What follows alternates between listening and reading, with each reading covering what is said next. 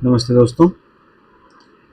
तो आज की वीडियो में हम कवर करेंगे chapter 3 class 11th business studies का। जो बुक हम यूज़ कर रहे हैं और भी 2-3 वीडियोज़ में मैंने बताया है, वीके ग्लोबल पब्लिकेशंस की श्रीमती पूनम गांधी द्वारा लिखी गई। हमारे चैप्टर का नाम है private, public and global enterprises. तो पहले 2 चैप्टर्स में हमने पढ़ा बिजनेस क्या है, उसका कॉन्सेप्ट, इंडिया में ट्रेड और कॉमर्स की हिस्ट्री।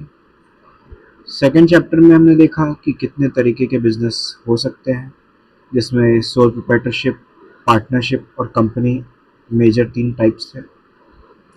अब हम आते हैं प्राइवेट, पब्लिक और ग्लोबल एंटरप्राइजेस पे।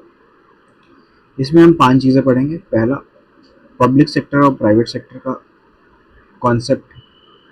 फिर सेकेंड हम पढ़ेंगे पब्लिक सेक्टर के कौन कौन से फॉर्म्स हैं, जो कि मेजॉरिटी 3 टाइप्स हैं, डिपार्टमेंटल अंडरटेकिंग, स्टैट्यूटरी कॉरपोरेशन और गवर्नमेंट कंपनी। थर्ड हम पढ़ेंगे मल्टीनेशनल कंपनी क्या होती है, उसके फीचर्स। फिर हम पढ़ेंगे जॉइंट वेंचर और उसके फीचर्स। और लास्टली हम पढ़ेंगे पब्लिक प्राइवेट पार्टनरशिप का कॉन्सेप्ट।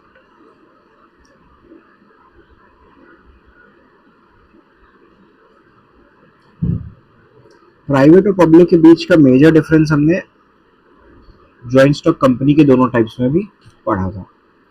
एक बार फिर से इसको देखते हैं कि इंडिपेंडेंस के बाद से दोनों का क्या रोल रहा है। देखिए, जब इंडिपेंडेंस हमको मिली तो ज़्यादातर बड़ी बड़ी इंडस्ट्रीज़ को, एंटरप्राइज को गवर्नमेंट ऑफ इंडिया ने नेशनलाइज कर दिया। नेशनलाइजेशन मतलब क्या होता है, स्पेशली बैंक्स की गवर्नमेंट उन्हें खरीद लेती है। क्यों ऐसा करती है गवर्नमेंट? उसके पीछे जो सबसे मेजर एम होता है या पर्पस होता है, वो ये होता है कि गवर्नमेंट ये मानती है कि वो जो भी इंडस्ट्री है, जैसे बैंकिंग को ये भी हम लेके चलें, वो अगर सिर्फ और सिर्फ प्राइवेट फर्म की तरह प्रॉफिट मोटिव के लिए काम करने लगेगी तो पब्लिक का बहुत नुकसान होगा और एक इकोनॉमी एज अ होल जो है, ये कहा जाए पूरे कंट्री का, कहीं ना कहीं बैलेंस बिगड़ेगा। आप खुद सोचिए, अगर सिर्फ प्राइवेट बैंक इस समय मौजूद होते तो आपको लोन बहुत हाई रेट्स पे मिल रहा होता। दूसरा, सेविंग अकाउंट में आपका मिनिमम बैलेंस बहुत ज़्यादा आपको रखना पड़ता, जिसकी वजह से काफ़ी छोटे तबके के लोग, जो इकोनॉमिकली वीकर सेक्शन है, वो कभी भी बैंकिंग कर ही नहीं पाता। तो इस वजह से गवर्नमेंट ने ज़रूरी समझा कई इंडस्ट्रीज़, खाली बैंकिंग ही नहीं, कई इंडस्ट्रीज़ की कई सारी एंटरप्राइज को नेशनलाइज करना, यानी कि खरीद लेना। मेजर इसका जो क्या कहते हैं कि नेशनलाइजेशन था, वो 1948 और 1956 में हुआ था।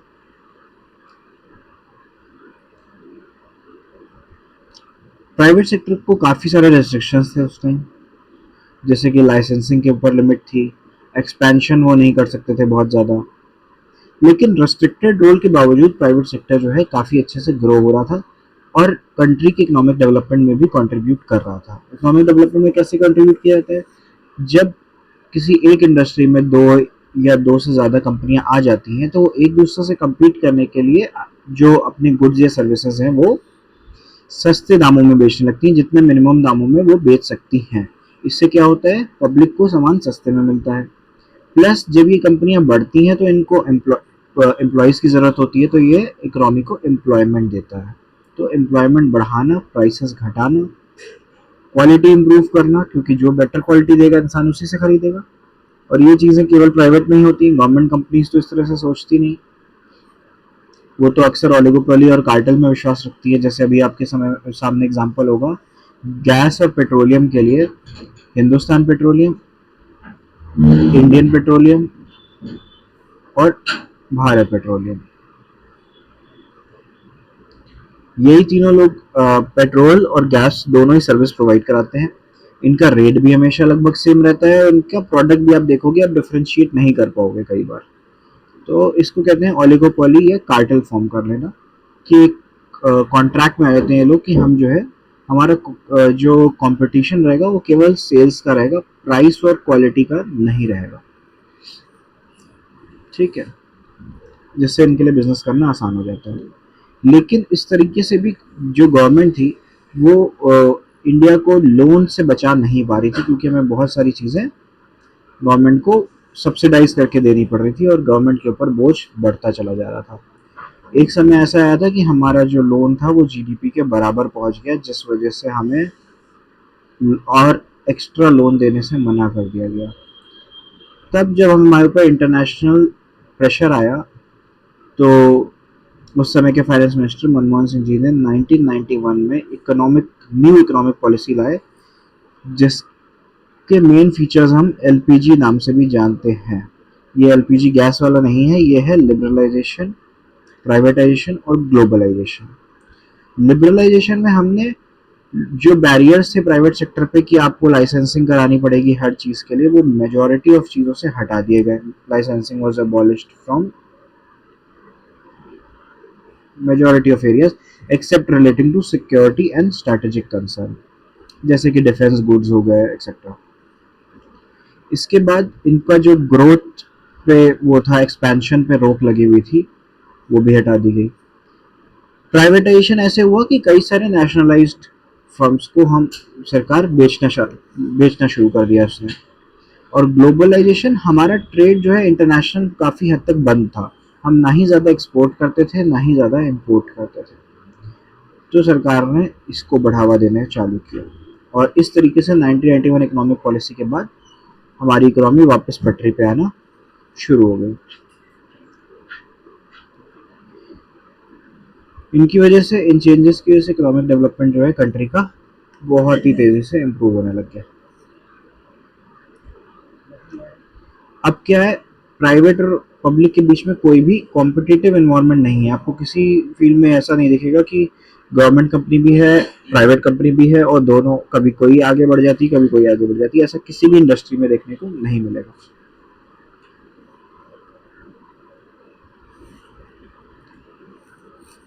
Form type of public sector, second point आता है हमारा, जब हम बात कर रहे थे कि अब पब्लिक सेक्टर इंटरप्राइज कितने तरीके के होते हैं। तो देखिए, सबसे पहले तो डिपार्टमेंटल अंडरटेकिंग। ये क्या होता है, ये जब कभी भी गवर्नमेंट, आप बोलते हो गवर्नमेंट ऑफिस, किसी भी ऑफिस को कि भैया ये तो सरकारी दफ्तर है ना, तो वो एक्चुअली क्यों आप ऐसा बोलते हो, क्योंकि वो गवर्नमेंट का ही एक डिपार्टमेंट होता है, जैसे कि रेलवे हो गया, पोस्टल्स हो गया, आपके स्टेट गवर्नमेंट का कोई इलेक्ट्रिसिटी डिपार्टमेंट हो गया। तो ये आपके होते हैं डिपार्टमेंटल अंडरटेकिंग, जो जिसके और गवर्नमेंट के बीच में आप डिफ्रेंशिएट ही ना कर पाओ। ठीक है, उसे कहते हैं डिपार्टमेंटल अंडरटेकिंग। देखिए यहाँ पे लिखा हुआ है, डिफेंस हो गया, पोस्ट हो गया। ठीक, तो एक तरीके से सरकार खुद चला रही है, ये इसमें और सरकार में कोई फर्क नहीं है। देखिए, they are part of government only, there is no separate entity. जो गवर्नमेंट का सालाना बजट होता है उससे इनको फाइनेंस मिलता है। ये पूरी तरह से जैसे किसी एक मिनिस्ट्री या डिपार्टमेंट के अंदर काम कर रहे होते हैं, सेंट्रल या स्टेट गवर्नमेंट के। इनका जो रेवेन्यू होता है वो भी गवर्नमेंट की ट्रेजरी में जाके जमा हो जाता है। जो स्टाफ होता है उनको हम सिविल सर्वेंट मानते हैं और ये रिक्रूट भी उसी तरीके से होते हैं। ये पूरी तरीके से डिपार्टमेंटल हेड के कंट्रोल में होते हैं, जो कि अब मिनिस्टर को अकाउंटेबल होता है। और जैसे आप गवर्नमेंट के खिलाफ केस करते हो वैसे ही डिपार्टमेंट के खिलाफ भी केस कर सकते हो, बिल्कुल सेम मैनर में। मेरिट्स और एडवांटेजेस ऑफ डिपार्टमेंटल अंडरटेकिंग। तो क्या फ़ायदे हैं, इजी फॉर्मेशन, बहुत आसान है फॉर्म करना बाकी दोनों के मुकाबले जो भी आने वाले टाइप्स हैं। इफेक्टिव कंट्रोल, बहुत अच्छा कंट्रोल रहता है गवर्नमेंट का directly. Optimum utilisation of funds, अक्सर कोशिश की जाती है कि ऑडिट और बजट या मिनिस्ट्रियल अकाउंटिंग के थ्रू इनका फंड्स का प्रॉपर यूटिलाइजेशन हो सके। और यहाँ पे ऑप्शन हमेशा सरकार के पास रहता है कि कभी भी किसी डिपार्टमेंट में फंड कम खर्च हो रहा है या काम कम ज़रूरत है तो तुरंत जिस डिपार्टमेंट में ज़्यादा है उसमें ट्रांसफ़र कर सकते हैं। इस तरीके का फीचर बाकी चीज़ों में कहीं भी नहीं है, ना प्राइवेट कंपनीज में ना पब्लिक कंपनीज में। अकाउंटेबिलिटी, सीधे पार्लियामेंट्री कंट्रोल है, तो इसमें कोई भी गड़बड़ी सीधे पार्लियामेंट में डिस्कस होती है। मतलब कि जो सबसे लार्जर लेवल है हमारा ब्यूरोक्रेसी का उसमें। फिर आता है पब्लिक रेवेन्यू।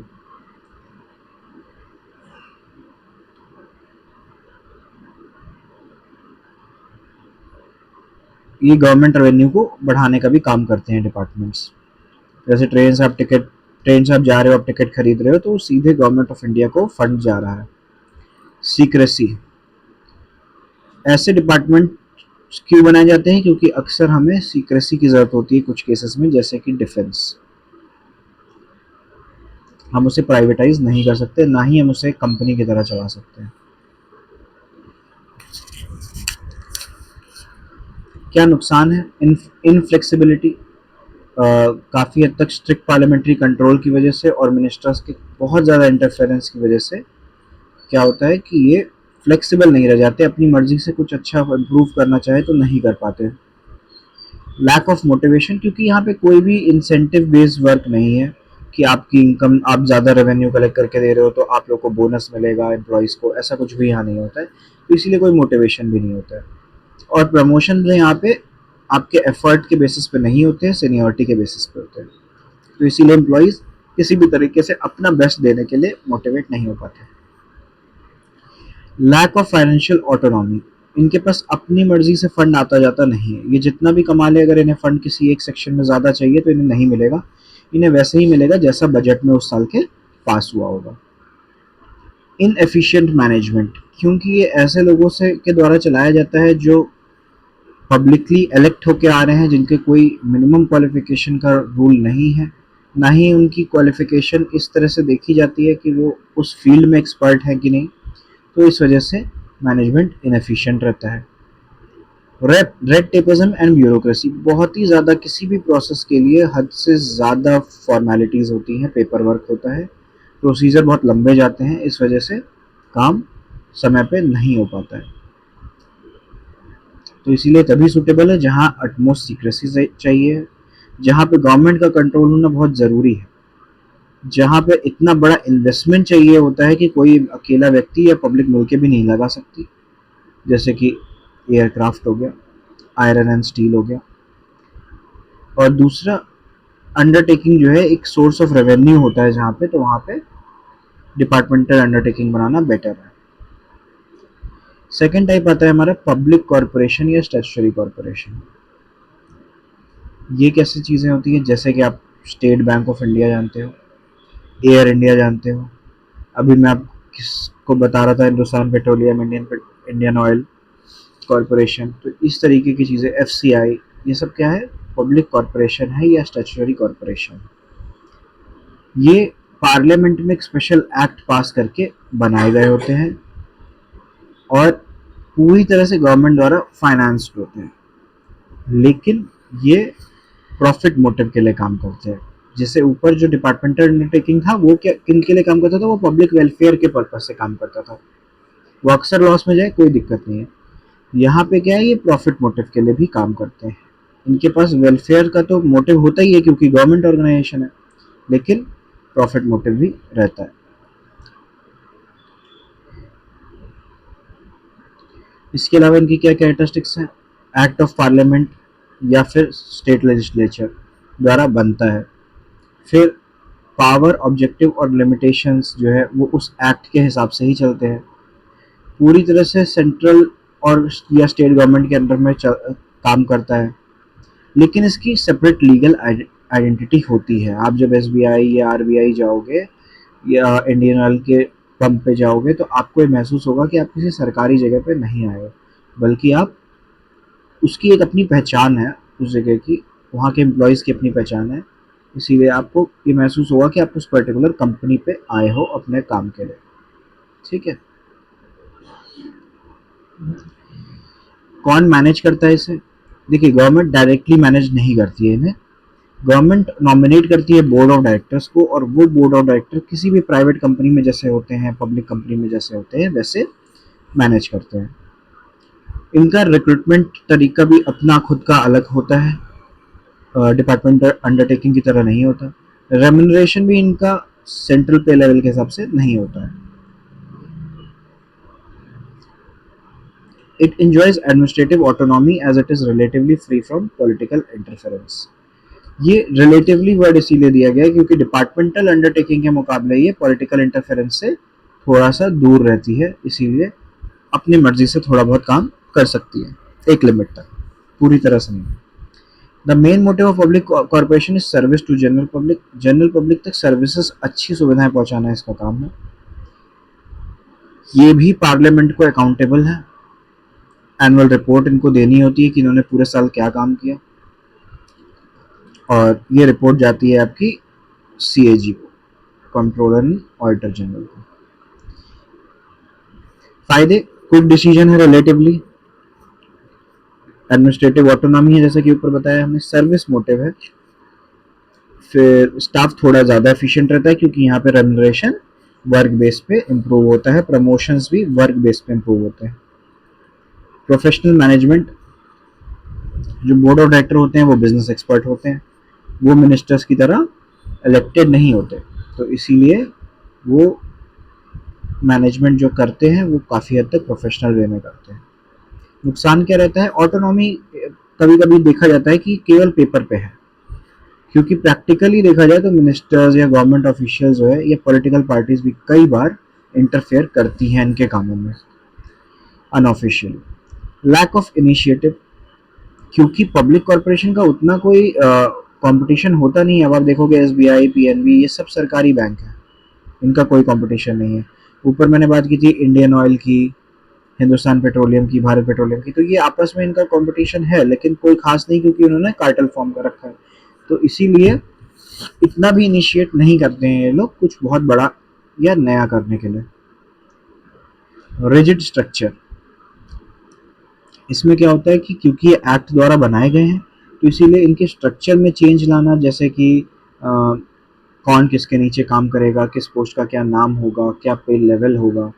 हालांकि पे लेवल के अंदर चेंजेस आ सकते हैं, लेकिन पे लेवल किसका क्या होगा इसके अंदर चेंज लाने के लिए आपको एक्ट में अमेंडमेंट करना पड़ेगा, जो कि एक बहुत ही लॉन्ग प्रोसीजर है। अनफेयर प्रैक्टिसेस, कई बार ये देखा जाता है कि क्योंकि गवर्निंग बोर्ड जो है पब्लिक कॉर्पोरेशन का, वो कहीं ना कहीं हाईली कनेक्टेड होता है पॉलिटिकल लोगों से, इस वजह से अनफेयर प्रैक्टिसेस में इन्वॉल्व हो जाता है। कई बार इनएफिशिएंसी को कवर करने के लिए वो हाई प्राइसेस भी लगाते हैं। ऐसा लेकिन तभी होता है जब वो मोनोपोली पे चल रहा हो, जैसे कि रेलवे, इसका कोई भी दूसरा कंपटीशन नहीं है। इंडियन रेलवेज एक अकेली कंपनी, जैसे बैंक्स और पेट्रोलियम कंपनी के बारे में मैंने आपको बताया कि वो फिर भी 2-3 हैं, भले ही सबकी सब सरकारी हो, या बैंक्स तो प्राइवेट बैंक्स भी कुछ अवेलेबल हैं, लेकिन रेलवे एक सिंगल कंपनी है, वो भी गवर्नमेंट, तो इसीलिए कई बार वो हाई प्राइस चार्ज करती है अपनी इनएफिशिएंसी कवर करने के लिए, या ये कहा जाए कि अनफेयर प्रैक्टिसेस का भी यूज करती है। तो अब सूटेबिलिटी देखी जाए तो कब कब सूटेबल है, जब मोनोपोली पावर्स जरूरी हो। जैसे रेलवे में मोनोपोली पावर्स जरूरी है, क्यों? क्योंकि यहाँ प्राइवेट कंपनी अगर आप लगा दोगे या 2-3 कंपनी लगा दोगे कंपटीशन में, तो वो कॉस्ट कटिंग करने के लिए या किसी भी तरीके से एम्प्लॉयज घटाने के लिए गलतियां कर सकती हैं, जिससे लोगों की लाइफ को हार्म हो सकता है। तो इसीलिए ऐसी चीज़ों के लिए मोनोपोली पावर्स की ज़रूरत भी है, ठीक है? तो तब ये सूटेबल है। Where undertaking require special power defined by act और स्टैट्यूट, जहाँ पे अंडरटेकिंग को कुछ ऐसी स्पेशल पावर्स की ज़रूरत हो जो केवल किसी एक्ट से ही लाई जा सकती है, जैसे RBI, SEBI, इन सब के पास क्या है, स्पेशल पावर्स हैं। ये दूसरे बैंक या दूसरे स्टॉक एक्सचेंजेस के ऊपर केस कर सकते हैं, उनके ऑडिट्स कर सकते हैं रैंडम, उनके ऊपर इंक्वायरी बैठा सकते हैं, तो इस तरीके की स्पेशल पावर्स ज़रूरत हो जब तक। या जहाँ पे गवर्नमेंट से अक्सर आपको ग्रांट की ज़रूरत पड़े। भाई देखो, पब्लिक कंपनी बहुत अलग चीज़ है, वहाँ पे आपको ग्रांट्स की ज़रूरत नहीं पड़ती है उतनी, वहाँ पे आप पूरी तरह से प्रॉफिट मोटिव के उससे काम कर सकते हो, तो आपको किसी भी ग्रांट की ज़रूरत नहीं पड़ेगी। Fourth point, where the undertaking require appropriate combination of public accountability and operational autonomy. अब आपको ये भी चाहिए कि आप पब्लिकली अकाउंटेबल हो, जैसे बैंक्स, लेकिन आपको ऑपरेशनल ऑटोनॉमी भी चाहिए किसी प्राइवेट कंपनी की तरह। तो ऐसी चीज़ों के लिए ये मिक्सचर जो है आपका, किसका मिक्सचर है ये? डिपार्टमेंटल अंडरटेकिंग, और आगे अभी हम बताएंगे आपको तीसरा टाइप उसका। ठीक है, वो क्या है? Government companies, proper government companies, जैसे कि steel authority of India limited, state trading corporation, Hindustan machine tools, है ना।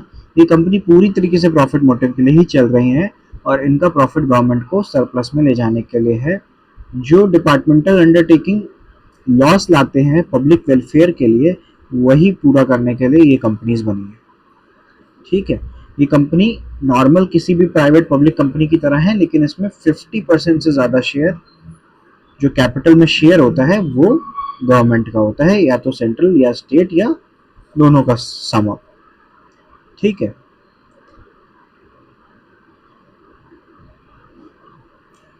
अब कंपनीज एक्ट 2013 की तरह के तहत ही ये इनकॉर्पोरेट होती हैं, जैसे कि प्राइवेट कंपनीज होती हैं। इनकी ओनरशिप पार्टली या होली गवर्नमेंट के पास होती है। एक बात ये भी है, अगर आप इसी भेल या किसी इसी कंपनी को, गवर्नमेंट कंपनी को 100% गवर्नमेंट, सॉरी,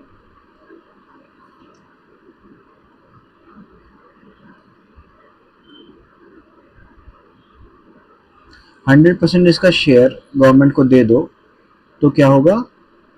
आप वापस वही बना दोगे जो आपने अभी बीच में पढ़ा, स्टैट्यूटरी कॉरपोरेशन। ठीक है, गवर्नमेंट कंपनी और स्टैट्यूटरी कॉरपोरेशन में इतना ही फर्क है कि यहाँ पे कैपिटल कभी भी कम किया जा सकता है गवर्नमेंट का, 51% तक, उससे कम नहीं। ठीक है, और इसी वजह से जो डिफरेंसेस आते हैं, क्योंकि देखिए यहाँ पे बोर्ड ऑफ डायरेक्टर जो है गवर्नमेंट भी नॉमिनेट करता है और अदर शेयर होल्डर्स भी नॉमिनेट करते हैं। तो यहाँ पे ये नहीं कहा जा सकता कि हमेशा जो बोर्ड ऑफ डायरेक्टर होंगे वो सारे के सारे गवर्नमेंट पॉलिटिकली इन्फ्लुएंस्ड होंगे। ठीक है, इस वजह से डिफरेंस आता है ऑपरेशन में।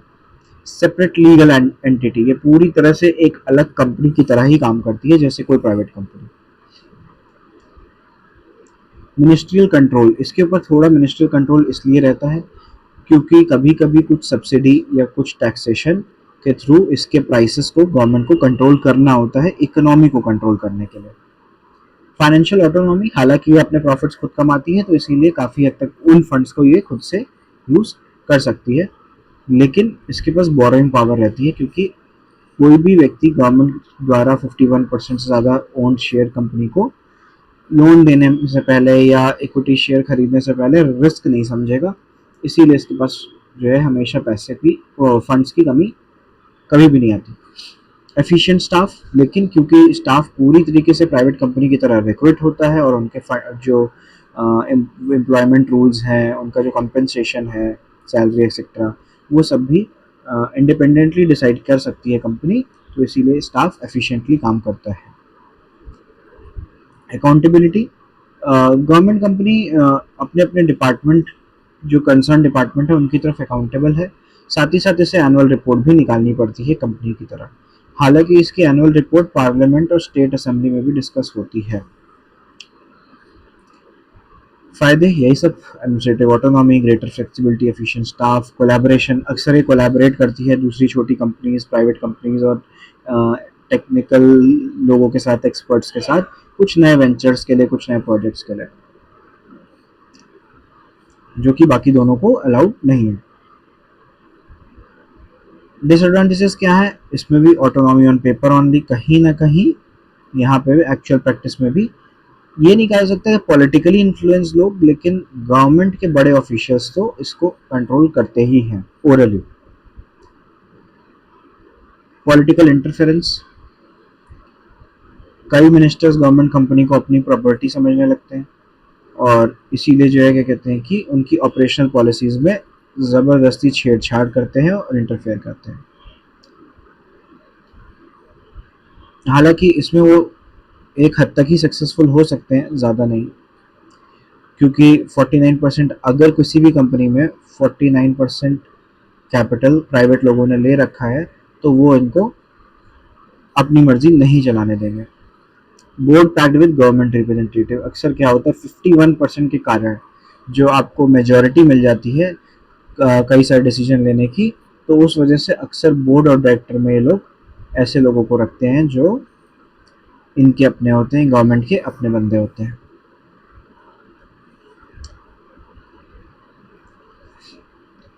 अब ये जो डिफरेंस टेबल है ये बहुत अच्छे से अभी मैं भी पढ़ाऊंगा और आपको दोबारा रिवाइज भी करनी है, क्योंकि ये जो तीनों डिफरेंसेस एक साथ पढ़ेंगे हम, तब हम समझ पाएंगे कि क्या फ़र्क है इसमें। देखिए, कोई भी मिनिस्ट्री या डिपार्टमेंट अपने आप में डिपार्टमेंटल अंडरटेकिंग का ओनर होता है, जबकि पब्लिक कॉरपोरेशन को फॉर्म करने के लिए एक स्पेशल एक्ट की ज़रूरत पड़ती है, और गवर्नमेंट कंपनी जो है कंपनीज एक्ट 2013 के तहत फॉर्म की जाती है। लीगल स्टेटस, इसकी कोई भी सेपरेट लीगल एंटिटी नहीं है, जबकि इन दोनों की सेपरेट लीगल एंटिटी है। इनको आप इनके अपने नाम से पहचानते हो। आप खुद अपने डे टू डे लाइफ में पाओगे कि अगर कहीं आपकी कोई चिट्ठी बाय पोस्ट नहीं पहुंची सही जगह पे, या आप ट्रेन से गए, ट्रेन लेट हो गई, तो आप कहते हो कि सरकार कितनी खराब है। आप ये नहीं कहते हो कि इंडियन रेलवे, इंडिया पोस्ट कितना खराब है। जबकि आप एसबीआई में जाओ, या आप जो है इंडियन ऑयल कॉरपोरेशन से कोई पेट्रोल खरीदो या कुछ खरीदो, तो आप उस कंपनी को बोलोगे, एसबीआई को आप बोलोगे कि भाई ये बैंक खराब है ना। आप ये नहीं बोलोगे कि सरकार खराब है। तो इसीलिए यही सेपरेट लीगल एंटिटी का मतलब है कि लोग इन्हें कैसे पहचानते हैं। Finance, totally finance by the government in budgetary allocation. जो साल का बजट पढ़ते हो, हर साल आता है फेब में, फर्स्ट वीक में, वो वो इन्हीं डिपार्टमेंटल अंडरटेकिंग का ही बजट होता है। यहाँ पे गवर्नमेंट से फंड मिलते हैं, लेकिन ये बोरो भी कर सकते हैं मार्केट से, public corporation. Government company separate financing रहती है। गवर्नमेंट भी जो फंड देती है वो शेयर होल्डिंग के थ्रू देती है, शेयर्स इनके खरीद के। और प्राइवेट पार्टिसिपेशन तो बहुत इजीली पॉसिबल है, कोई भी प्राइवेट व्यक्ति आके इनके बचे हुए शेयर्स अगर अवेलेबल है तो खरीद सकता है। मैनेजमेंट एंड कंट्रोलिंग, यहाँ पे गवर्नमेंट ऑफिशियल्स खुद ही हैं, ये काम कर रहे हैं अंदर तक उस इंडस्ट्री में, तो इसीलिए गवर्नमेंट ही है अपने आप में जो चला रही है इनको। यहाँ पे जो बोर्ड ऑफ डायरेक्टर है वो गवर्नमेंट या पार्लियामेंट जो है तय करती है कि कौन होंगे, और यहाँ पे पार्लियामेंट के साथ साथ प्राइवेट इंडिविजुअल्स भी मिलकर तय करते हैं।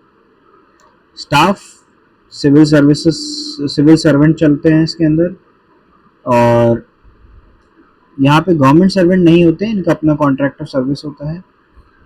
सिमिलरली यहाँ पे भी मैंने आपको बताया था कि इनमें ज़्यादा फर्क नहीं मिलेगा आपको। देखिए, अभी तक आपकी तीन चीज़ें मैच हो चुकी हैं। सिर्फ फ़र्क ये है कि यहाँ पे 100% कैपिटल गवर्नमेंट का ही है और हमेशा रहेगा। यहाँ पे कईयों में 100 है, घटाया जा सकता है, और कईयों में कम भी है, 51% तक इसे कम किया जा सकता है। ऑटोनॉमी, कोई ऑटोनॉमी नहीं है, पूरी तरह से गवर्नमेंट ही इसे चला रही है। इसमें एडमिनिस्ट्रेटिव ऑटोनॉमी है, लेकिन गवर्नमेंट जो है क्या कहते हैं कि अक्सर इंटरफेयर कर देती है, और ये पूरी तरह से गवर्नमेंट इंटरफेरेंस से ऑन पेपर तो फ्री है ही। ठीक है।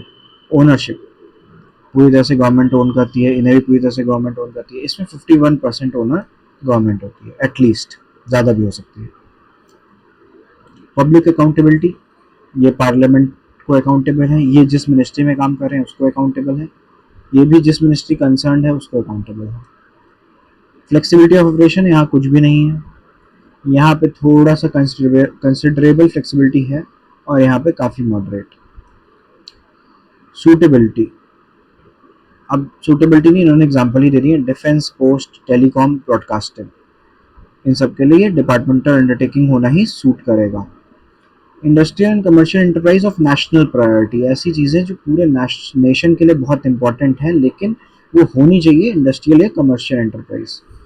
और यहाँ पे इंडस्ट्रियल या कमर्शियल एंटरप्राइज जिसको ज़रूरी है कि थोड़ा सा डोमेस्टिक और फॉरेन प्राइवेट कैपिटल भी हमें चाहिए है। ज़्यादा कैपिटल जिन जिन कंपनीज को चाहिए होता है वो गवर्नमेंट कंपनीज, उनके लिए होना बेस्ट रहता है।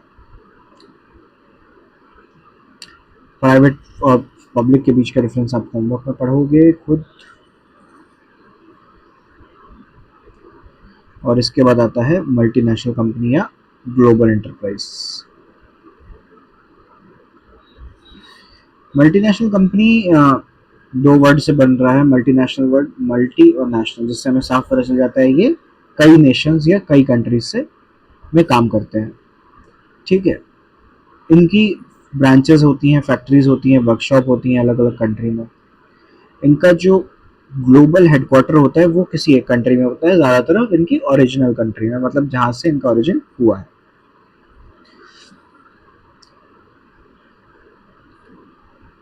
और बाकी जो देश होते हैं वो इनके लिए होस्ट कंट्री कहलाते हैं।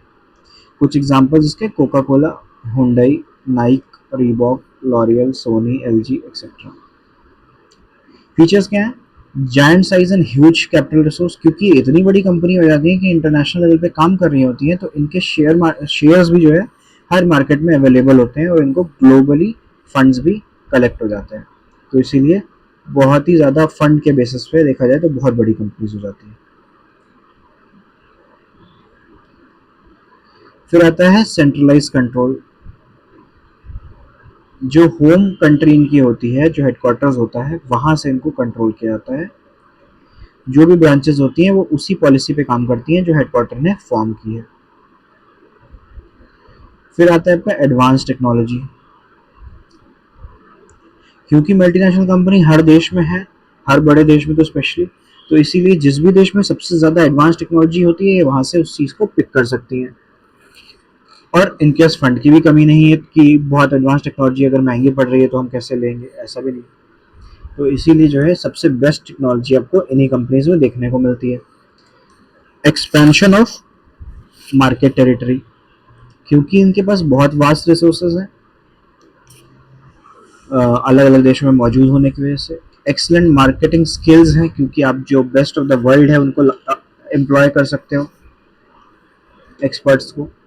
तो इसीलिए जो है इनको और ज़्यादा एक्सपैंड होने में आसानी होती है।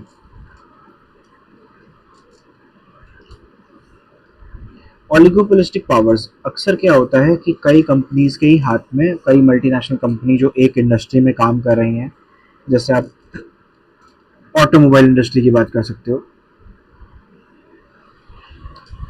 तो वो क्या करती है, थोड़ा थोड़ा ओलिगोपोली जैसा बिहेव करने लगती हैं, उनकी पावर्स भी ओलिगोपोलिस्टिक होने लगती हैं। क्योंकि इन्हें अब नहीं चाहिए होता है cut throat competition her second, specially based on cost cutting. तो आपने देखा होगा कि कई कार कंपनीज हैं जो लगभग एक जॉनर या एक उसमें जब गाड़ी लॉन्च करती हैं अपनी अपनी, तो उनके फीचर्स भी लगभग सेम होते हैं, उनका प्राइस भी लगभग सेम होता है। बहुत ही माइनर डिफरेंसेस होते हैं इनके प्राइस में और फीचर्स में। जो भी डिफरेंस होता है वो ज़्यादातर डिज़ाइन में होता है, जो कि इनके सिग्नेचर डिज़ाइन ही होते हैं। इसी तरीके से जैसे हिंदुस्तान लीवर ने जो है Tata oil mills, Pond's India, इन सबको एक्वायर कर लिया था। ये जिस भी देश में जाते हैं वहाँ की अपनी ही इंडस्ट्री की छोटी कंपनीज को अक्सर खरीद लेते हैं, क्योंकि इनके पास इतनी पावर है, इतने पैसे हैं। तो भी जब ओलिगोपोलिस्टिक ये नहीं होते हैं पहले, तो ये बनने लग जाते हैं। क्योंकि जब इनके पास कोई कंपटीशन ही नहीं बचेगा, हर छोटे कंपटीशन को ये खा जाएंगे, तो क्या होगा, वापस से ज़्यादा कंपनीज पहले रही भी होंगी तो वो कम हो जाएंगी। अक्सर ओलिगोपोली तभी क्रिएट होती है जब एक इंडस्ट्री में बहुत कम कंपनीज बचे, और मोनोपोली जब एक ही कंपनी बचे। प्रोडक्ट इनोवेशन, क्योंकि इनके पास रिसर्च डेवलपमेंट का भी फंड और रिसोर्सेज होते हैं, तो इसीलिए हर समय लगे रहते हैं एक एक इनका पार्ट जो नए डेवलप प्रोडक्ट्स को डेवलप करने में का काम करता है। तो इसीलिए प्रोडक्ट इनोवेशन इनका हमेशा आपको देखने में मिलता रहेगा। मार्केटिंग स्ट्रेटजीज, इनका जो मार्केटिंग है उसके ऊपर ये बहुत खर्चा करते हैं। बड़े बड़े सेलिब्रिटीज़ को ये हायर करते हैं एडवर्टाइजमेंट क्रिएट करने के लिए।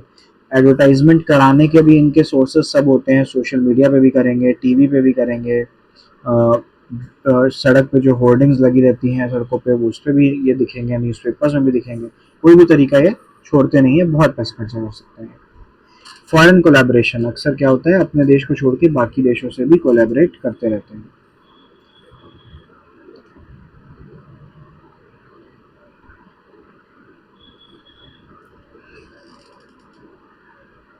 अब इंडिया में कहा जाता है कि कुछ सेफगार्ड मेजर्स हमें देखने चाहिए फॉरेन कोलैबोरेशन से थोड़ा बचने के लिए, कि हमें हाईटेक इंडस्ट्रीज जो है उन्हीं में एमएनसीज को अलाउ करना चाहिए, जैसे टेली कम्युनिकेशन हो गया, पेट्रोकेमिकल्स हो गया। जो एमएनसी बने भी वो डायरेक्ट फॉरेन इन्वेस्टमेंट लेके आए ताकि गवर्नमेंट का जो बैलेंस ऑफ पेमेंट हो वो इम्प्रूव हो। ऐसा नहीं हो कि वो आके अपना सामान बेच रही हैं, हमारी करेंसी तो लेके जा रही हैं लेकिन अपनी करेंसी लेके नहीं आ रही। तो इसीलिए उनकी जो भी यहाँ पे फैक्ट्री स्टैब्लिश हो, जो भी खर्चे वो यहाँ हमारे देश में करें वो बाहर की करेंसी में करें।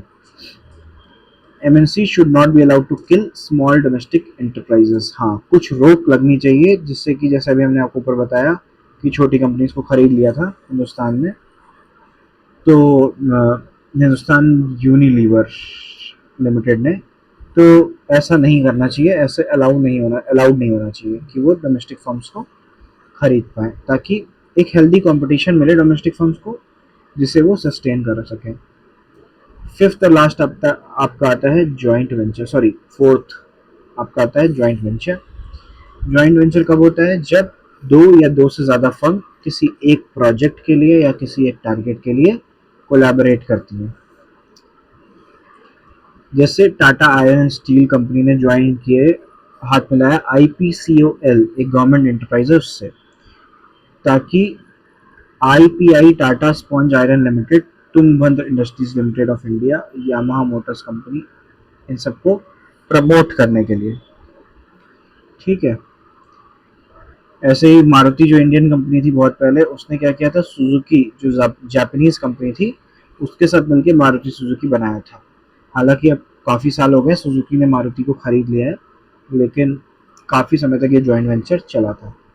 फीचर क्या है इसके? Increase resource and capacity. Obviously जब दो कंपनी हाथ मिलाएंगी तो उनके रिसोर्सेज और फंड्स जुड़ जाएंगे।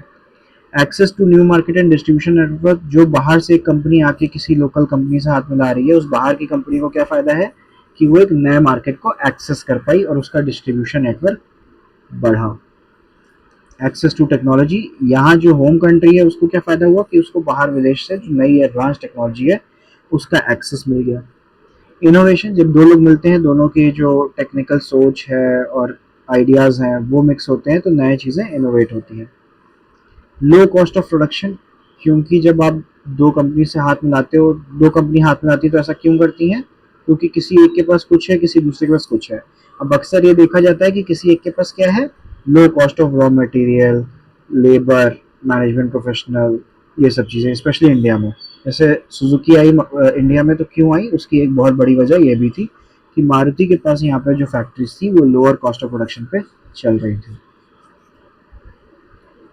साथ ही उनका ये भी पर्पस होता है, access to new market.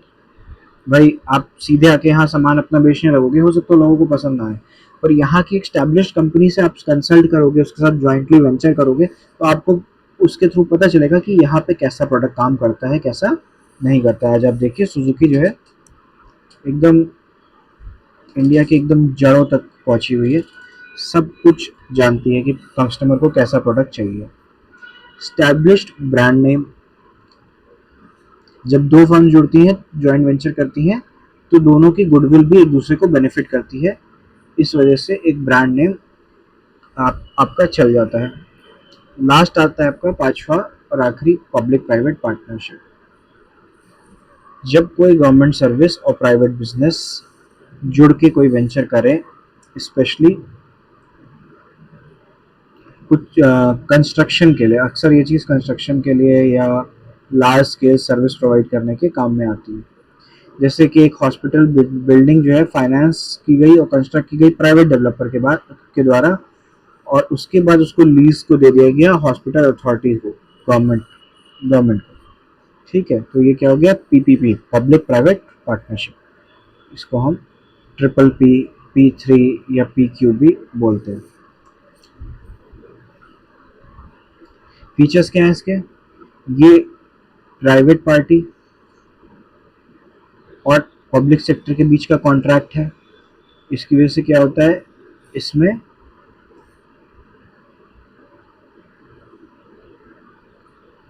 Private party public को एक सर्विस प्रोवाइड करती है जिसमें वो फाइनेंशियल, टेक्निकल और ऑपरेशनल रिस्क बियर करती है। ठीक है। Cost of using service. कुछ पीपीपी के टाइप्स ऐसे होते हैं जिसमें जो यूजर्स हैं वो आपको सर्विस प्रोवाइड जो की जा रही है उसकी कॉस्ट बियर करते हैं। क्योंकि हर बार ऐसा नहीं होता है कि गवर्नमेंट पूरी पूरी जो सर्विसेज की कॉस्ट है वो खुद बियर करे। थर्ड आता है आपका प्रोविजन ऑफ कैपिटल सब्सिडी। अब कुछ ऐसे प्रोजेक्ट होते हैं जो पब्लिक गुड्स या इंफ्रास्ट्रक्चर सेक्टर में बड़ा कुछ क्रिएट कर रहे होते हैं, जैसे कि कोई पुल बनाना, कोई मेट्रो कंस्ट्रक्शन एक्सेट्रा। तो वहाँ पे क्या होता है, वहाँ पे उनको बड़ी सब्सिडी मिलती है क्योंकि वो गवर्नमेंट के साथ हाथ मिला के वो चीज़ बना रहे होते हैं। तो जहाँ से भी जो भी वो सामान खरीदते हैं, रॉ मटेरियल एक्सेट्रा, वो उनको काफ़ी सब्सिडाइज रेट्स पे मिलता है। उनके टैक्स ब्रेक भी होते हैं, टैक्स नहीं लगता उनके सामान पे, क्योंकि गवर्नमेंट अपने ही काम के लिए टैक्स क्यों लेगी, है ना। और जो खर्चा वो खुद से नहीं कर सकते, बड़ा फंड इनिशियली चाहिए होता है, उसके लिए वन टाइम ग्रांट भी गवर्नमेंट उन्हें देती है। इसकी वजह से प्राइवेट सेक्टर अक्सर अट्रैक्ट होता है ऐसे चीज़ों के बीच के लिए। और आप देखते हैं, सुनते भी होंगे कि अक्सर इन चीज़ों के लिए टेंडर निकलते हैं। हर कंपनी चाहती है कि हम उनसे कनेक्ट हो जाएं इस काम को पूरा करने के लिए, ताकि हमें इस चीज़ का बेनिफिट मिले कि हमें टैक्स भी ना देना पड़े, हमें एक एडवांस ग्रांट मिल जाए काम करने के लिए, जो कि ऐसे इन्हें नहीं मिलता बाकी कामों में। ना ही टैक्स की छूट और ना ही ये एडवांस। प्रॉफिट इन्हें उतना ही होगा, एफर्ट इनका घट जाएगा, प्रॉफिट अक्सर ज़्यादा भी होता है।